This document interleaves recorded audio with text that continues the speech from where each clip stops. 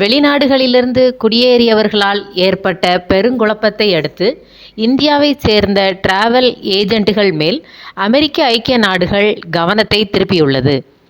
அமெரிக்காவின் உள்துறை இந்தியாவிலிருந்து செயல்படும் முதலாளிகள், பணியாளர்கள், முதுநிலை அலுவலர்கள் ஆகியோரை விசா குறித்து எச்சரித்துள்ளது.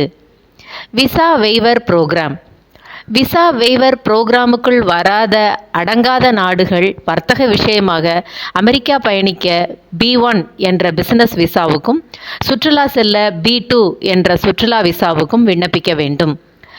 US visa restriction policy.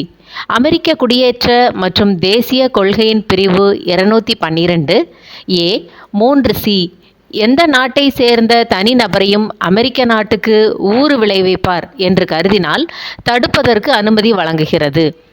தேச பாதுகாப்பு, இராஜாங்க உறவுகள், ஏனைய காரணங்களால் இது அடிக்கடி புதுப்பிக்கப்படுகிறது.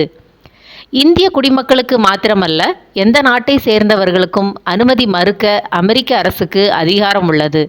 டிராவல் ஏஜென்ட்டுகள், அலுவலர்கள், ஏஜென்சிகளில் பணியாற்றும் பணியாளர்கள் தீவிர கண்காணிப்பின் கீழ் வருவார்கள் என்பதை இது காட்டுகிறது.